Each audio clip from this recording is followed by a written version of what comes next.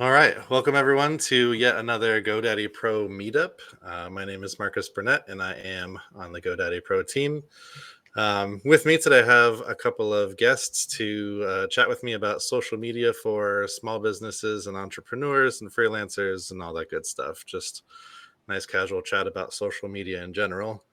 First, I have Evan Weiner, Director of Social Marketing at GoDaddy. How are you today, Evan? I am great. It is great to be here actually in the hot seat because we're oftentimes behind the scenes supporting these Oh yeah. awesome get-togethers. So thanks for having me. This time you get to turn around and use all of that behind the scenes wisdom and share it with everyone. I love it. Exactly. Also with us is JM Channel, a senior marketing specialist at GoDaddy. How are you doing today, Jay? I'm doing great. I'm doing great. So yeah, happy to be here as well. Yeah, excited to talk shop a little bit with everybody. Yeah. Also ready to be in the hot seat. Yeah, absolutely.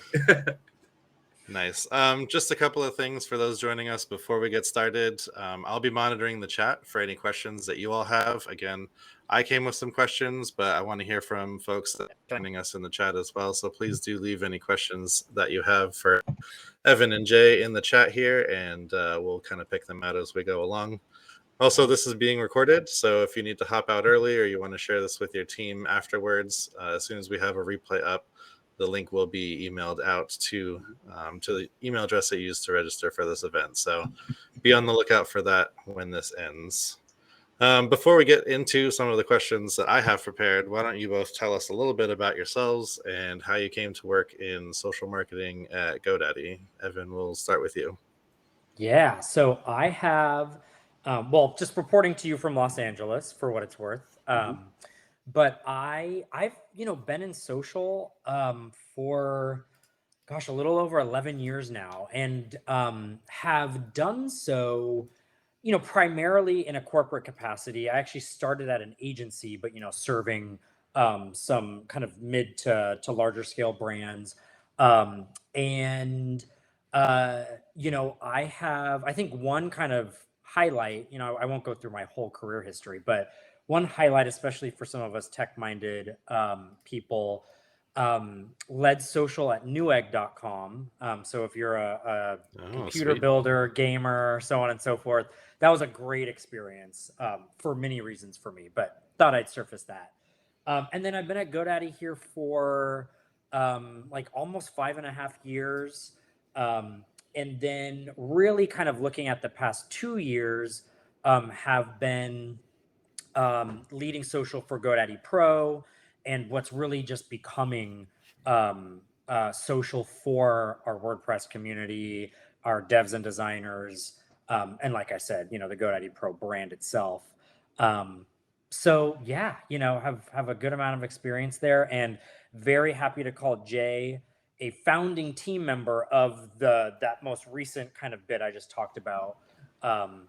So Jay, on to you. Yeah. Okay. Well, I guess I'll go ahead and kind of introduce. I'm reporting from Pittsburgh. Yeah, I kind of started into social media. I would say a bit before there was that much of a social media marketing, doing kind of like grassroots things in the like MySpace days for like a lot of film screenings and such. So, and then as it developed, I went to school for journalism and continued kind of working in that realm with taking a focus in visual journalism and new media. So then as I did pivot into journalism, working for a newspaper, really found myself in more of like the digital realm and also social media management for the newspaper.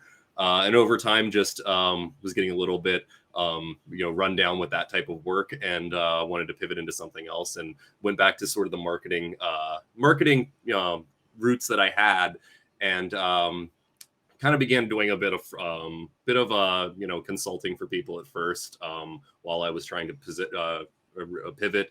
Ended up finding a job within corporate social media, and then eventually got in with Sakori originally, which is owned by GoDaddy now, and from there have leveled up into what Evan discussed, the team with GoDaddy Pro and building up from that. So yeah, it's been terrific being here in a professional aspect in terms of really working in social media marketing as my main bread and butter. Yeah, about 3 years in terms of corporate, but then obviously it's been a major part of my career in terms of from way back in the day till present. So yeah. One thing to add too is so like here I go speaking for you, Jay. I love to raise Jay up and everyone. Jay has worked like across the board as it pertains to like the different work streams with social. And most recently, or like right now, is really evolving our boosting, which is like putting money and targeting behind your content, as well as analytics and reporting. So I just want to call that out because there have been some really exciting developments there too. Yeah, that's us. I always love to hear the backstories and how people got where they were, and right. Obviously we're kind of here to talk about freelancers and agencies and stuff dealing with social media, but even just from like an employment perspective and stuff, it's one of those that has sort of universal value and benefit across whether you're promoting clients, whether you're promoting yourself, whether you're promoting a product.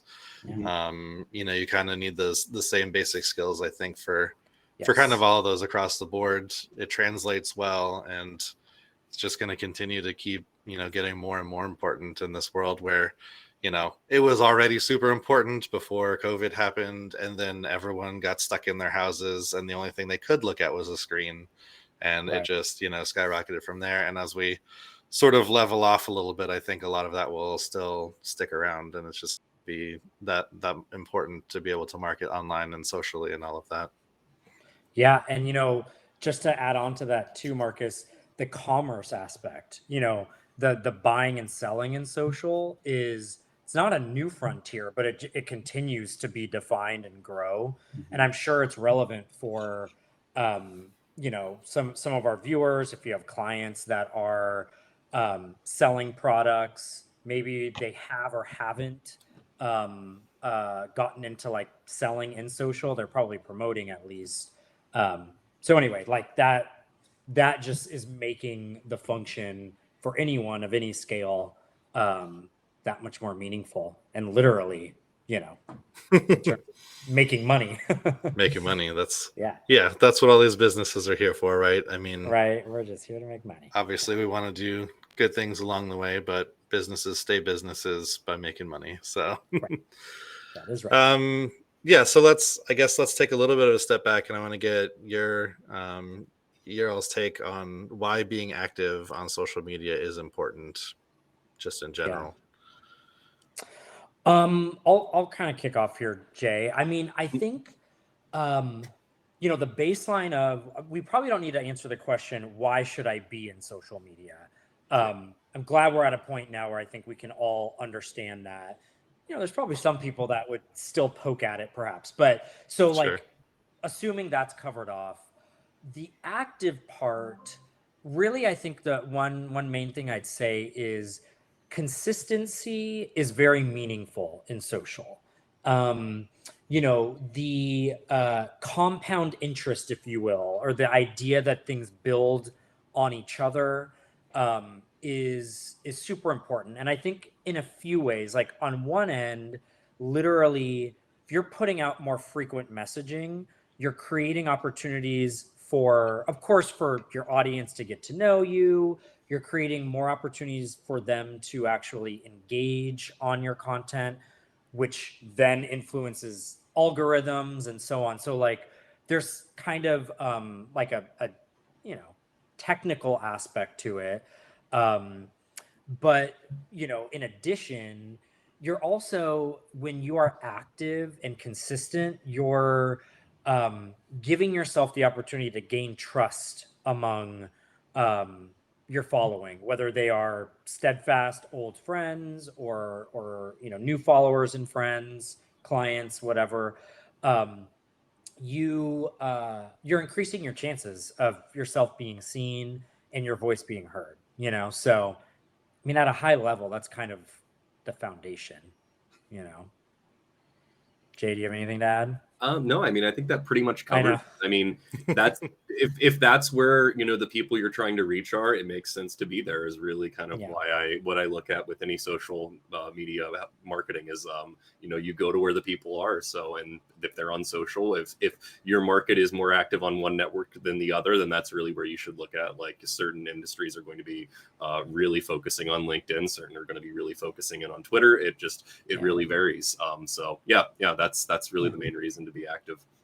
I think one thing I'd say too, especially thinking about some of us who may be entrepreneurs or, you know, small business, just I think trying to find a meaningful level of exposure in social, which is a challenge for a lot of us, right?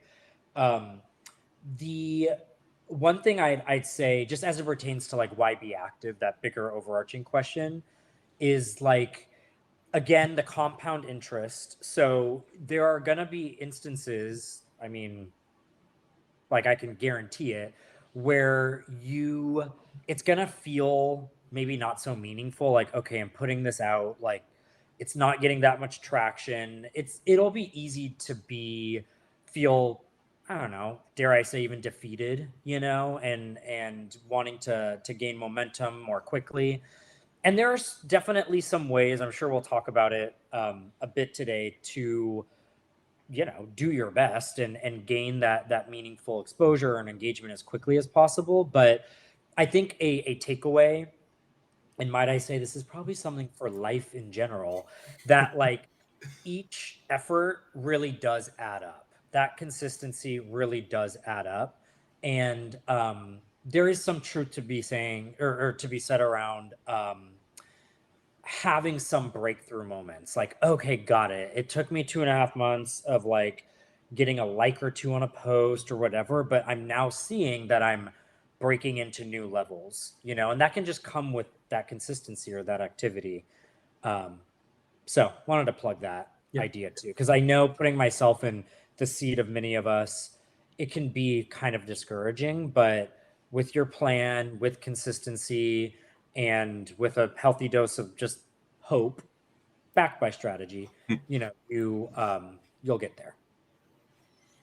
Yeah, I want to take that from a different angle, right? You talked a little bit about how maybe you feel like any given individual post is not getting a lot of engagement, not getting a lot of traction.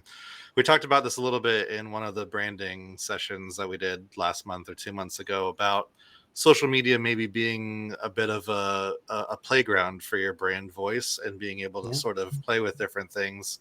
It's a little lower pressure. And I think when you're consistent, right, and have that, you know, the low engagement or whatever, it puts a little less pressure on each individual post. If you only post once a month, then all eyes are on that one post. What are you saying? What are you saying about your company? What is it, you know, how is that affecting your, you know, affinity and reputation and all of that stuff? Do you think there's some value there to like just being okay with the low engagement because it gives you a chance to kind of play with your voice a little bit? What do you think, Jay? Knowing about like all the numbers and how they fluctuate Yeah. and I stuff, mean, I wonder. I think, in terms of that, it should be something where if a post doesn't perform well, it shouldn't be viewed as the end of the world. It should just be viewed as an opportunity to see where you can improve upon it.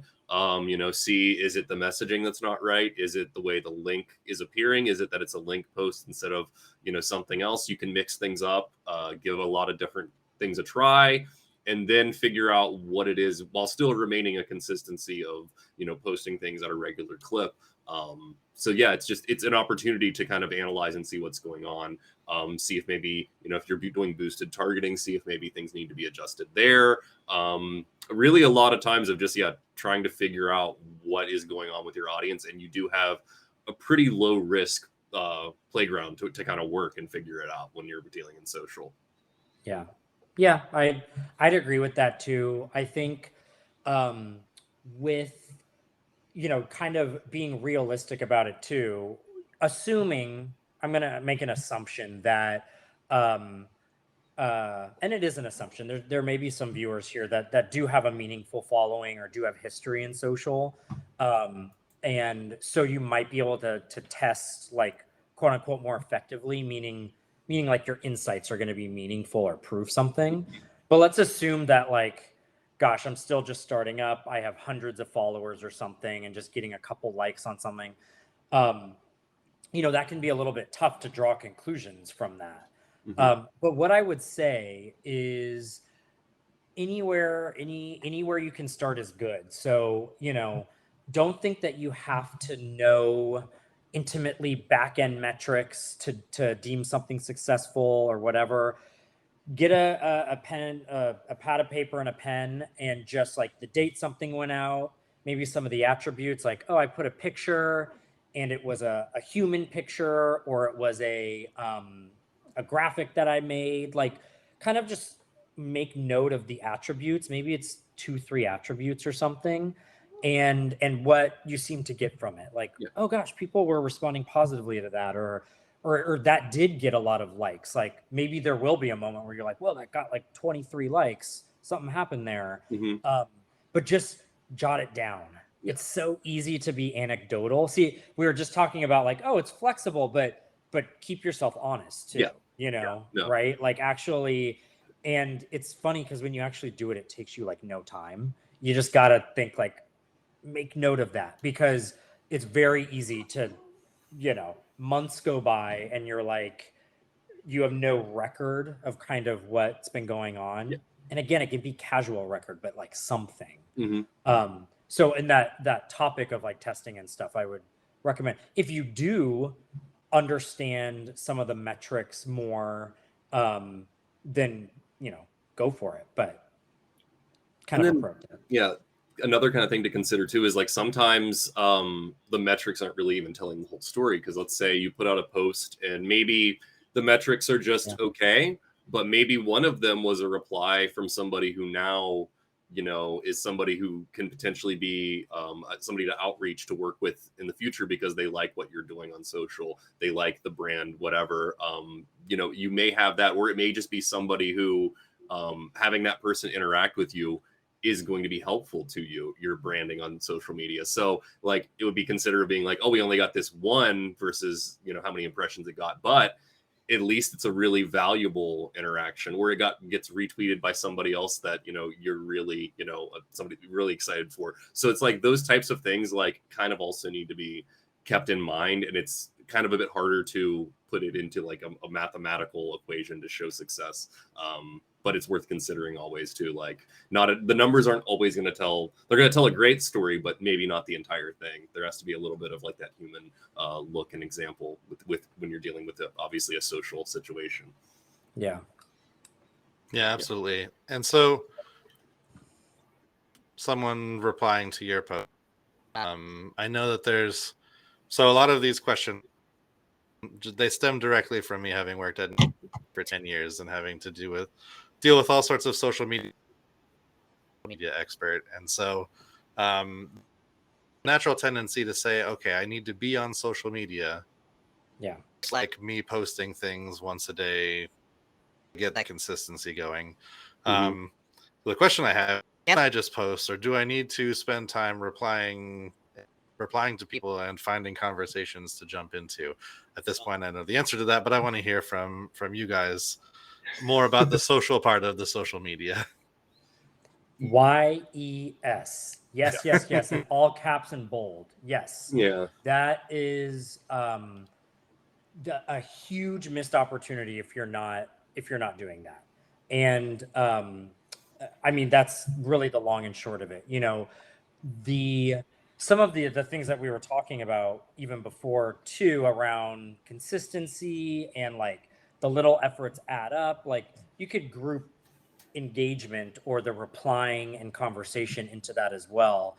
And literally on the technical side, like I said too, even how it influences the algorithm and whatnot.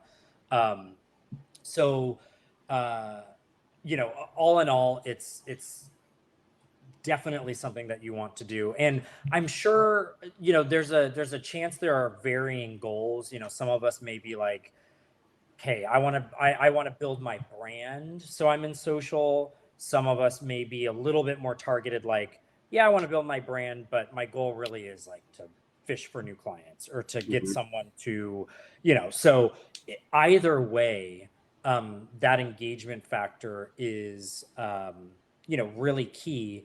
And I will note as well, I'll kind of describe it a bit, but proactively engaging too. So even as your brand, or let's say you're a freelancer and you have a little bit of a personal brand as well as literally like the entity that is your freelance operation.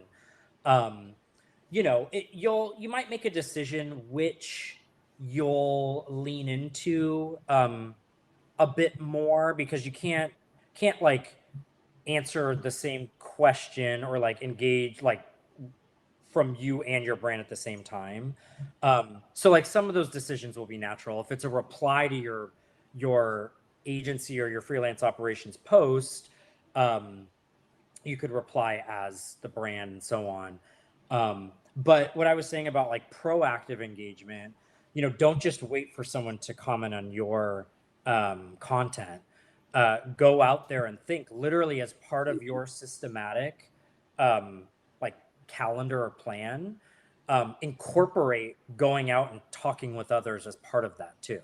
Some of us, it may be easier. You're like, I'm already super engaged. Keep that up. Yeah. Or if you're not so much, work to pop into relevant conversations, or maybe something that you maybe normally wouldn't, like, oh yeah, I see my friends talking about this, I don't know, let's call it a WordPress upgrade or whatever, some kind of buzzy topic that you maybe would just let slide. Don't let it slide. Next time, go in and actually form a little bit of an opinion, because that momentum does build up. Yeah, one of the things that I know we're a pretty small agency is prioritize. Jay, maybe have some like tips about how to prioritize making time for, especially the proactive part. I know, we'll talk about tools and stuff in a little bit, but there are ways to kind of schedule posts going out to be. Yeah, you don't have to think about it more than like once a week. Like the proactive part going out. Do you have any tips for prioritizing time? Well, as you mentioned, definitely using something to schedule out your posts, whatever social media manager you choose. There's many out there. And for doing basic things like setting up a content calendar, they'll all pretty much get you through. Do recommend, doing a third-party one just because it gives you a little bit more robust of that. Now, in terms of, the listening and being proactive, setting up some sort of a listening dashboard, whether that be, again, a third party. If you're using like Twitter, you can use TweetDeck. Just type in tweetdeck.twitter.com when you're logged in, and you can really customize to view different things. There's all sorts of different options for that. But you really do want that because you want to be able to listen into a lot of different things that your brand kind of is going to be working toward, be it different hashtags, topics, your own mentions, your any replies, all sorts of anything that you can possibly imagine. You can segment out and then have it be viewed in a nice dashboard where you can tell when things are supposed to be there, or supposed to not really. You can see where things are coming in, and also see whether it's related directly to your brand or things that are related to the brand that you're kind of wanting to reach out to, and then engage based on what you see going on through there. As far as making time for it, it's just kind of one of those things where with social, you kind of just have to jump in throughout the day, because you don't want to leave. If you see something and you want to interact with it, if you let it set too long, you've missed your window of opportunity. So it's kind of something where it's easy to get in there and be in there all day, but ignore other things. But you kind of need to still keep that up and just make sure you're checking it while you're working on any other tasks and throughout the day, just to make sure you're not missing any opportunities. And then check it first thing in the morning when you're back to work, just to make sure you're not missing anything. But still obviously do it during your regular hours, because you don't want to be on your phone all the time checking to see what your brand is doing, because that's going to be a 24-hour job, and nobody wants that. So drive everyone crazy. I would, that's definitely, a good approach. I think don't be intimidated by that as well. If it means you're going to sit for and dedicate 20 minutes out of your entire day, and that's the only time, fine.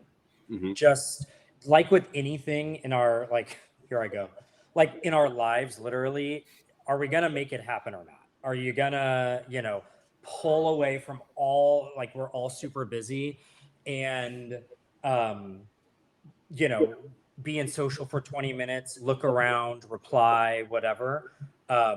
So like, you know, if you can't be popping in, you have lots of client work, this, that, and the other, at least just like portion out.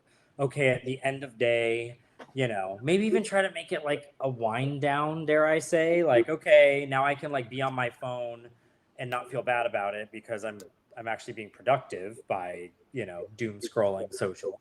But yeah, just literally start where you can. I think maybe one thing, maybe a little bit of my approach or my like flavor for this discussion today a little bit is like, I don't want anyone to feel intimidated or feel that it's like this huge hurdle to start making progress. You know, so I can put that out there too. But I think also, like, you know, Jay was mentioning tooling, which is great because, you know, it is actually approachable, but can be a barrier as well. Again, I'm kind of assuming there's probably a spectrum of freelancers and people on here, some of which are like, I'm ready, I can spend $30 a month or something on a tool, some of which maybe like, I'm not trying to spend a dime here. So things like what Jay said, TweetDeck is free. There are some free versions of things, but like with anything, you're going to hit a wall at some point. Like, oh, you've scheduled your max this month. So if nothing else, you know, it is just, I don't know, an alarm on your phone, a whatever, you know, using a spreadsheet, using a notepad, like who cares? Like where you're, you know, just at least maybe drafting things ahead of time and just triggering yourself to send it out. You know, there's a whole spectrum from very beginner to getting pretty advanced. And I think the last point too is like, okay, finding things to engage with, because we were talking about that proactive engagement. Honestly, it's a starting point is, if you are in social, just, you know, see your news feed. And like I said, don't let things pass that maybe you would have before.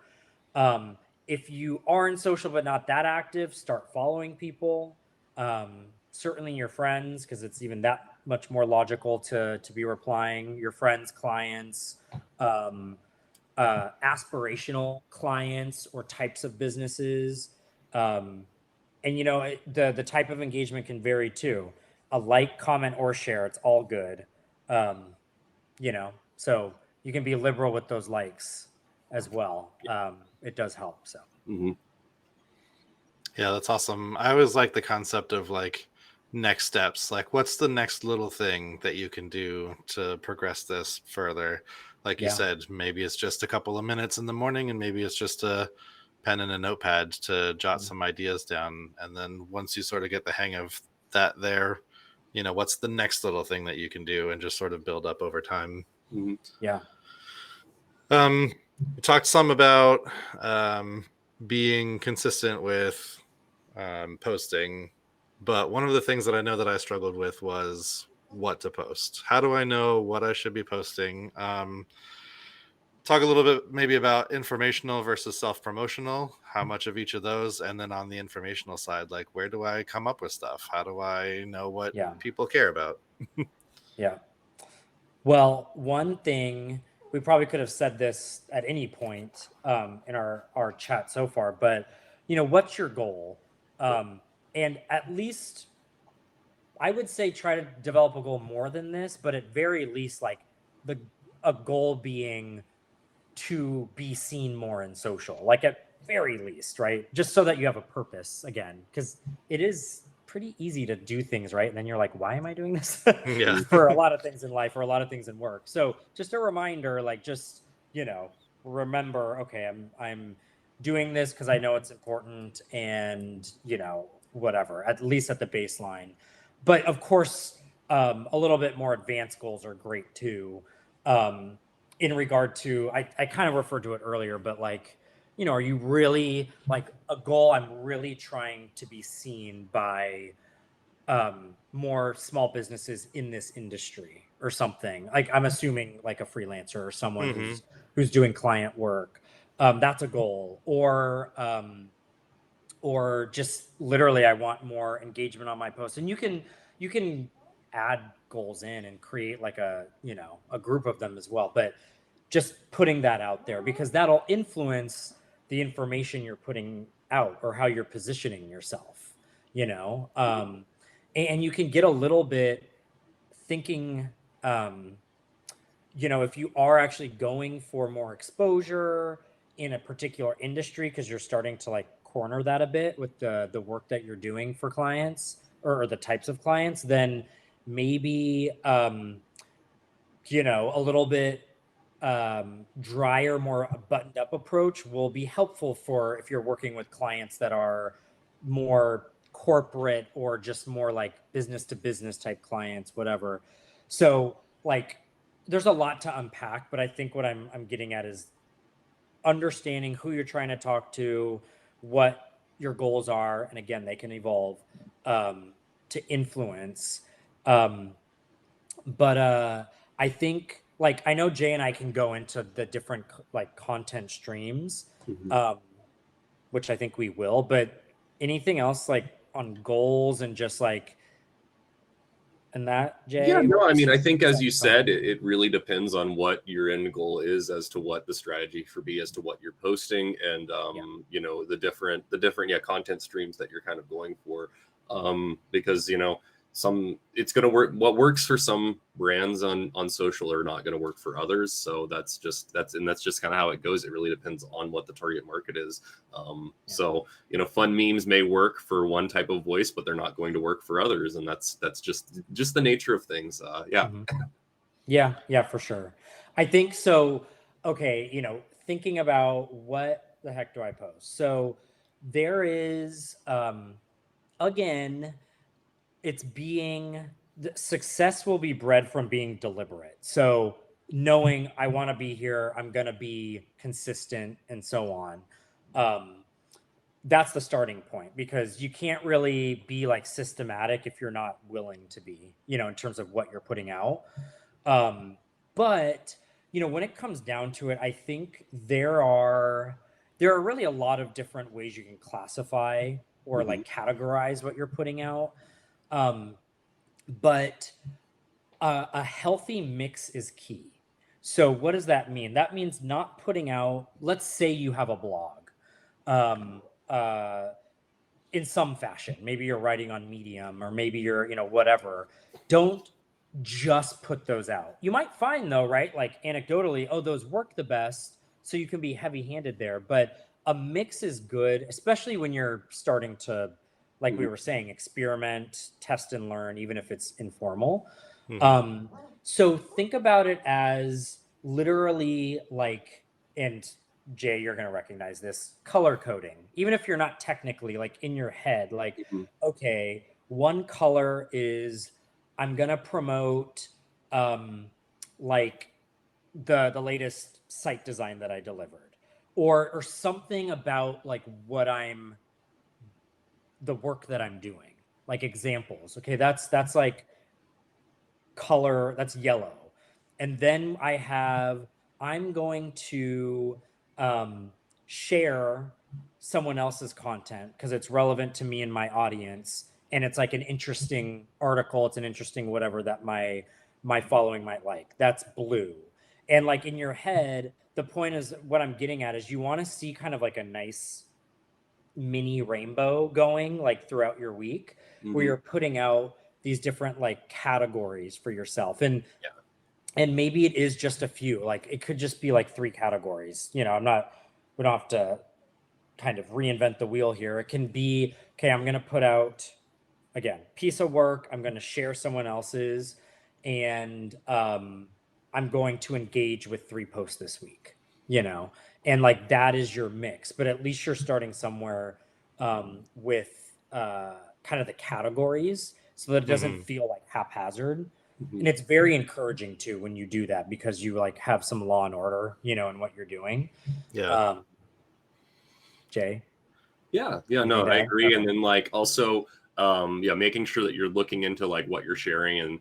And one thing in terms of content streams is I think it's always a good thing, no matter what your audience is to keep in mind of sharing things that are not just your own content, making sure to find things that are other people's to retweet or you know, share however you feel necessary, just because you don't want it to just be a one-sided conversation. You want to make sure that you're bringing in other people to engage, and that's what's going to be. Otherwise, and that's like where you're going to get that. Otherwise, it's just going to look like you're, you know, pretty much bombarding people with your own stuff and kind of spamming them, and that's not really what anybody wants out of social. They kind of want a little bit of something that's going to be entertaining, informative, whatever they're looking for. And if you're just, you know, being self-promotional the entire time, you're not really embracing the needs of what your community needs. So that is always something to keep in mind of while you're filling out your calendar. Make sure you're not just keeping it your own stuff. You know, a lot of people will say different types of ratios that work best. I personally disagree that any of them are completely correct, because you're looking at so many different verticals that are going at so many different audiences that they're all going to respond differently in terms of what they want from your brand. So, and there may even be brands where it makes sense to not even do that much. So yeah, it gets kind of interesting. In terms of that, but it's important, but then it's also something to really look at. That's why I think making a ratio for it doesn't make sense, because you may be looking at a, you know, a client who maybe their stuff does make sense to be entirely not necessarily self-promotional but informative. You know, depending on what their space is, maybe that's what they kind of deal in, is giving people updates, and that's what you need to be doing. So it's yeah, a different type of situation. So Yeah, I mean, I think I'm glad that I was like, yes, when you highlighted just, it's not just your own content. Um, uh, it's so true too. Like, it's social after all. So it's, you know, this classic term. I certainly don't own it. I've used it a lot for a while, but you know, talk with, not at. Sometimes you talk at a bit because you're like, this is information I want to share with you, whatever. But just remember, it is, the namesake of it is social after all. So sharing, like in Twitter, quote tweeting, which is basically like, you know, retweeting, but you're able to add your own input, can help you also continue to build your brand. If you find, again, if you're a small business in serving a particular region, does it make sense to share some other regional update? Or are you part of some business group that there was some accomplishment, you know, and you're sharing, you're saying, so proud to be part of this group. You just informed people that you're part of it. You gave a little bit of your opinion, what you value, and you just shared a post as well, which is kind of part of that engagement we were talking about. Yeah, so I mean, that's kind of like the notion. um and one other thing too, because this is a really good topic, and it's often one of the hardest questions, like the what do I put out. I think Yeah. just one other thing I'd say, as I was mentioning, like, you're creating these different categories, and I was alluding to colors, which is just sort of like something that helps in your mind to like see the mix.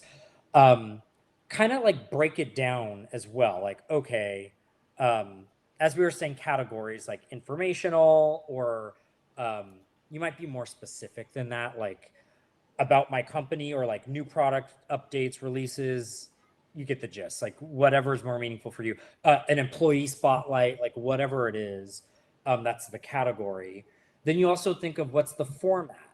Am I going to do a um, a human image? Am I going to do a graphic, a video, you know, whatever?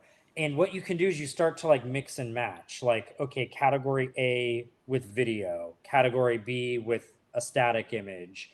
And like, it's just, again, creating like rules for yourself, or like a format for yourself, so it doesn't feel like you're like reinventing every single post that you're doing. Like, okay, like you're not starting with a blank sheet every post. That's how things get exhausting. And you start to get discouraged and like, what do I do now? Create just some of those categories for yourself, and then you can literally look and go, okay, yeah, like video and an employee update, I'm going to ask, team member A to do 30 seconds of, you know what I mean? Like the it's like there's a world of possibilities, and I want to be talking about it all, but we only have so much time. But you get the gist. Like, I really would recommend just trying to create these like categories for yourself. And what you can do, last point on it, promise, is like looking ahead. We talked about, and I think Jay even mentioned about scheduling. Look ahead at least a week, 2 weeks is great. I think a month is probably the most from a like post planning perspective. More than that, you could, but it might be starting to like, you'll end up iterating on it anyway. So like literally a week, 2 weeks, a month, and just like start to kind of illustrate, what those different pieces and categories, how they could fall. And then you can just start to execute. I love the idea of color coding your content calendar. Say that's 5 times fast. I feel like there Nice. are a couple of benefits Oh, wow. there, I think, on both sides, right? I think from the generating content standpoint, it can get really tedious to try and come up with the same kind of content over and over again.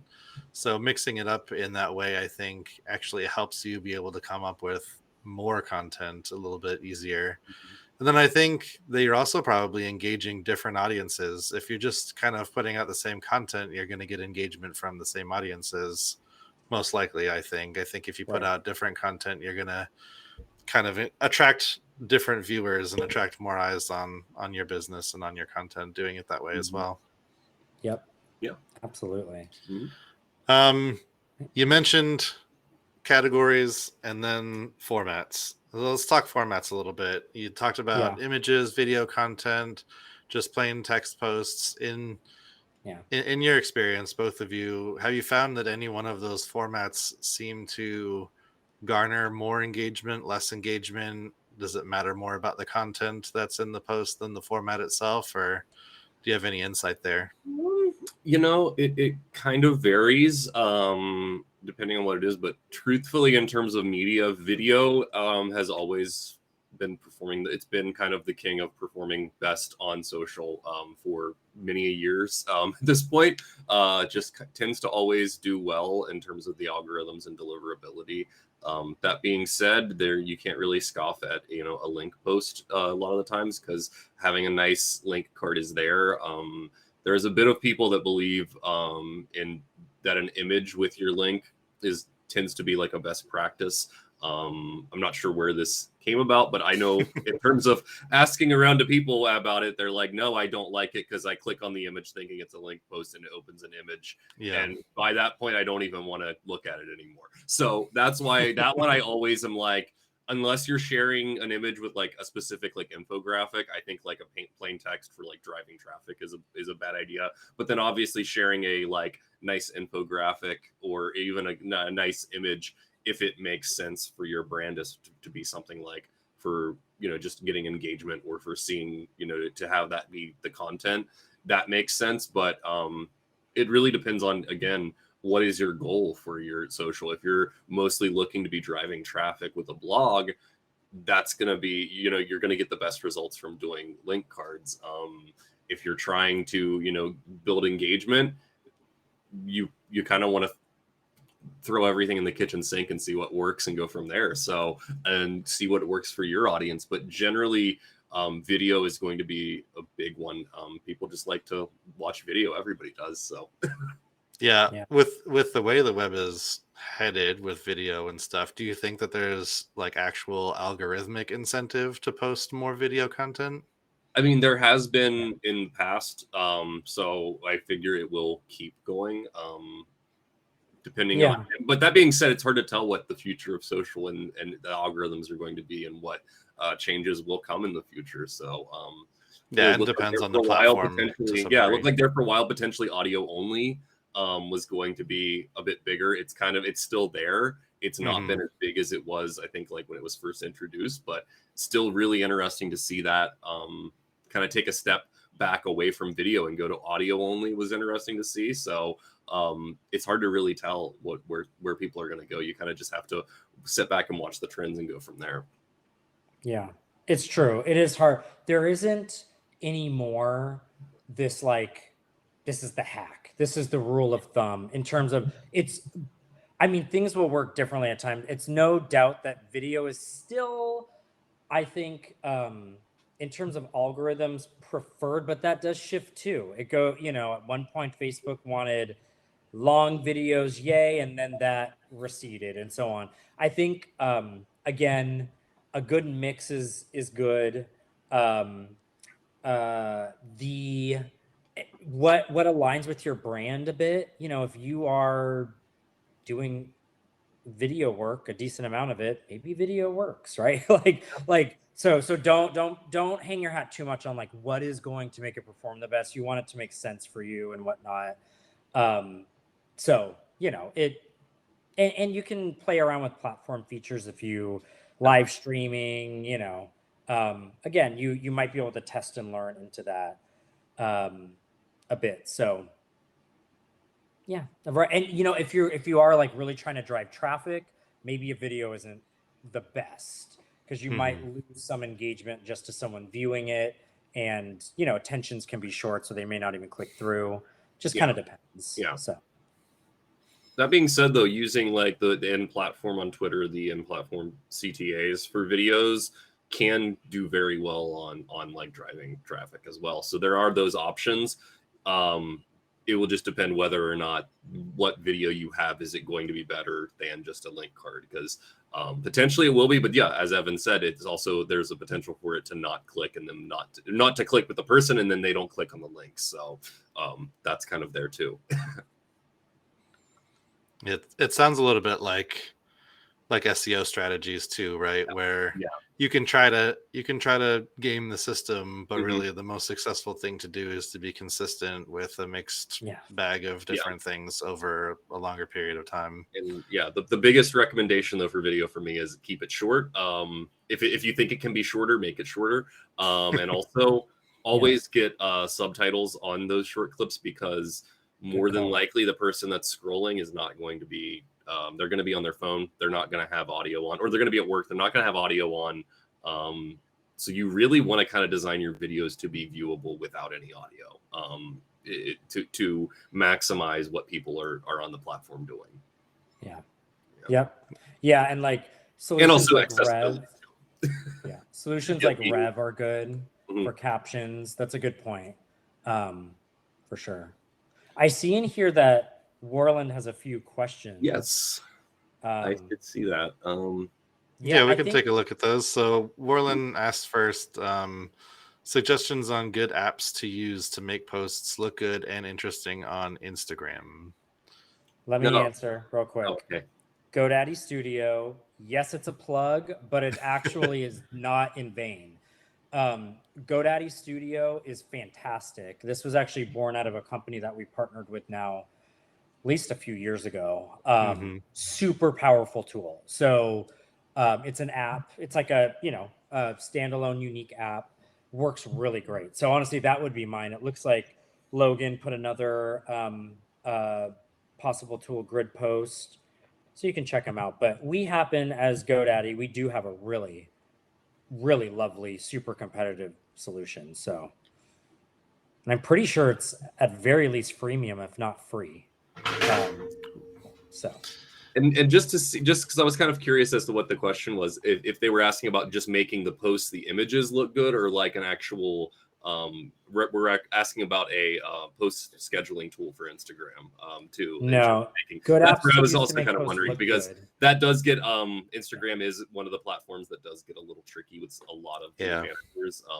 The API is not as open, so you may run into weird things using Instagram. And those, I know this was many years ago, so I don't think it's the case, but I know there was one point with one of the bigger managers where you had to basically you clicked a link and it sent it to your mobile, and then you opened up Instagram on mobile and it had the post there. It was like such a strange, convoluted way to get around the fact that Instagram was mobile only, to like try to do it desktop. But yeah, because that's really not, unfortunately, in my wheelhouse right now, Instagram specific. I'm not sure if that's been what the solutions are there, but I do know it was always a very difficult, tricky one in terms of dealing with that. So keep that in mind for looking for any managers if you're interested in having Instagram be on there too.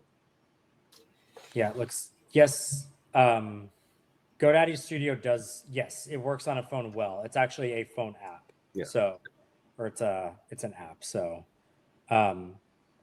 discount for nonprofits. I'm not sure. Candidly, it's bad. I forget the exact model too, to what extent it's free. I mean, it's certainly free to enter and start using. So I'm not quite sure, Warren, but definitely you can tap into it and start playing around. I don't know that there are discounts for any particular segments. I would assume maybe not, but yeah, no, it's a great one for designing. And I see there was also, what do you think about Facebook versus Instagram?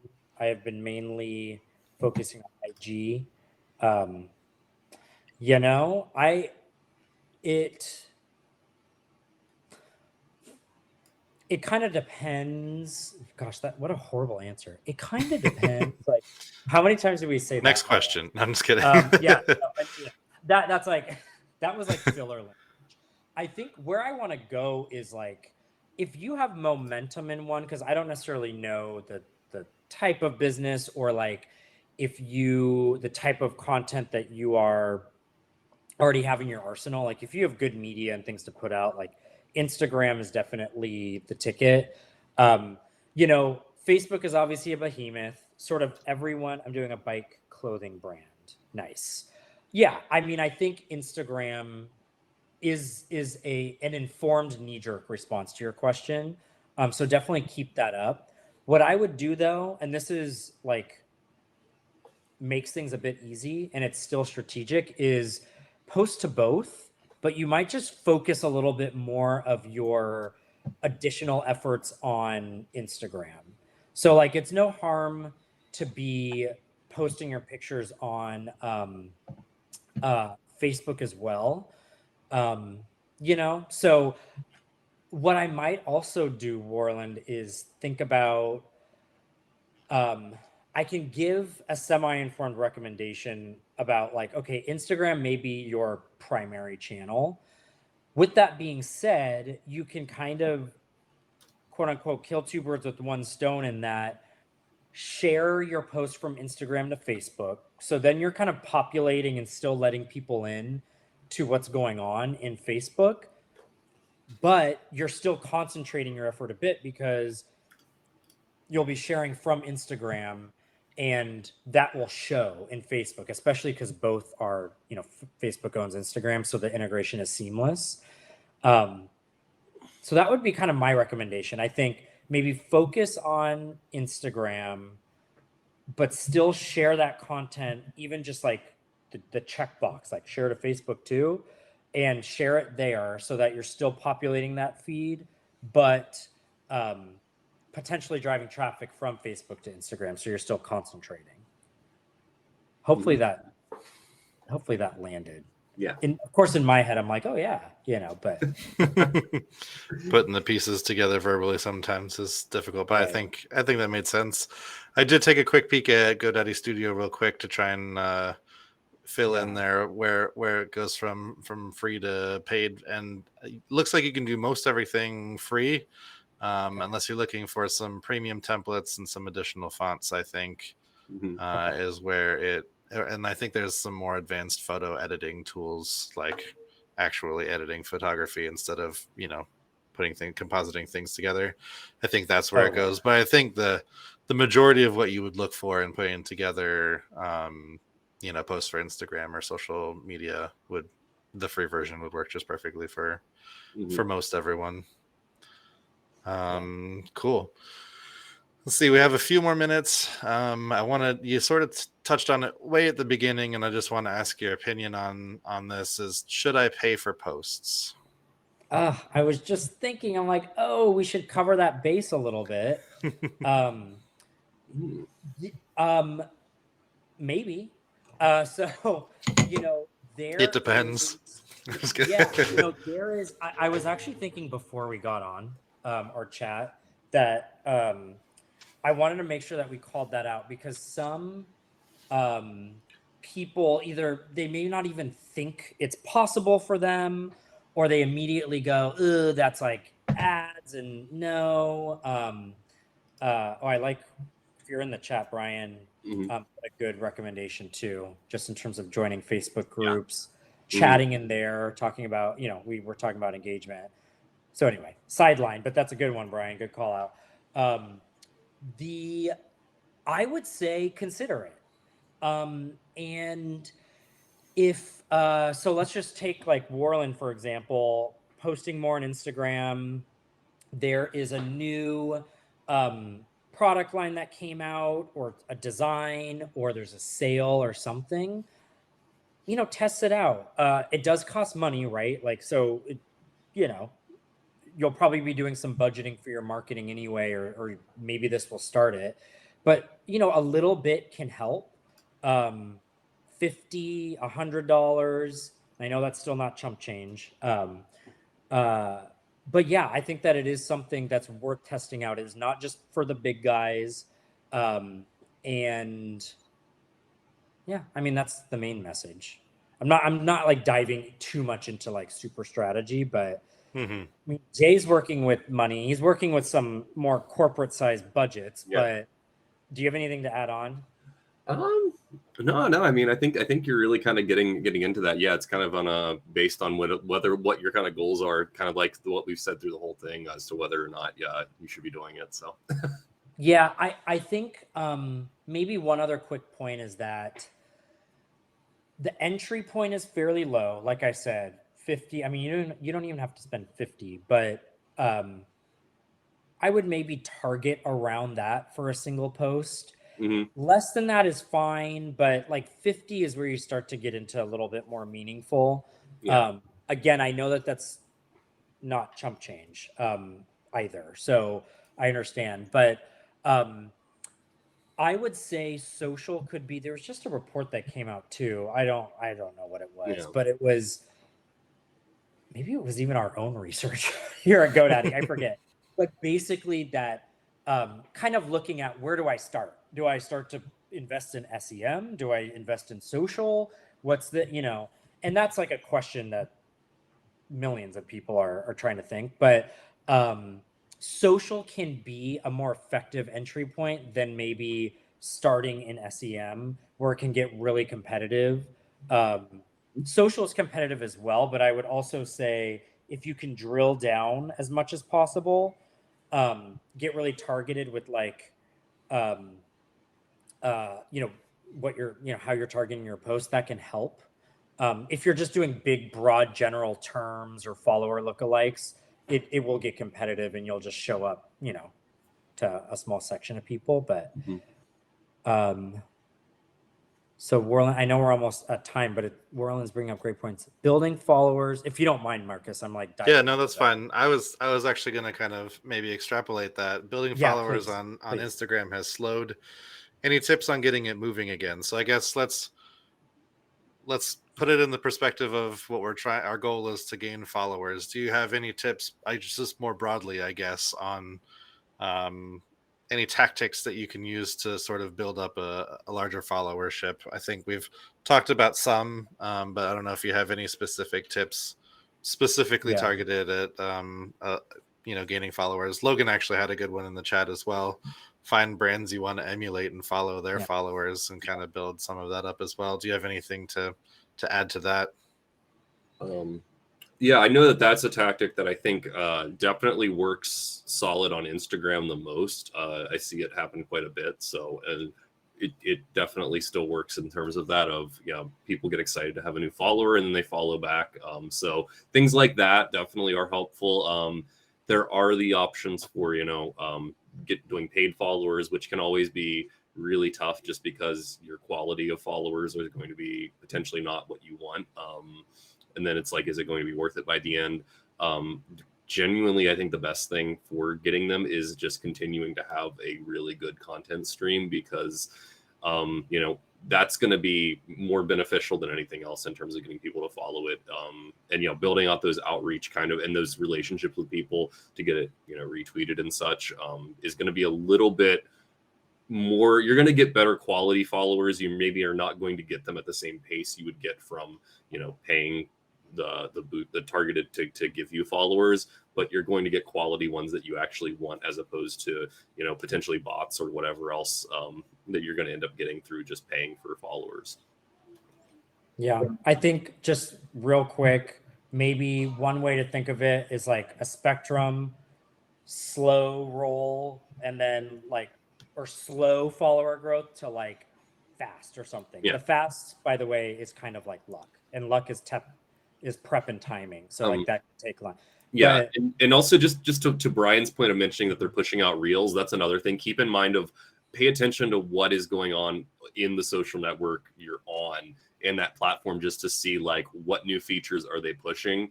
Instagram does that a lot with whatever they're competing with in terms of reels now are the big one that they're pushing because of TikTok. So obviously you're going to get some benefit from that. Same way where video was kind of video being a major one for social, as it's staying that's kind of a remnant from the sort of battle against everybody wanted to be YouTube, so they were pushing their video platforms. It's definitely worth looking into to be what new thing is performing the best to get those followers and get any sort of higher engagement KPIs. Awesome. Yeah, we are a minute past the hour already, so I'll just wrap it up with, I guess, a kind of final question for both of you. Do you have any additional tips and tricks or tools that you want to share with people? You talked about GoDaddy Studio, you talked about a content calendar for scheduling, planning out your content and stuff. Do you have any other maybe tips or things that you've learned over the years, or any other tools you want to shout out to let people know to kind of help them with their social media?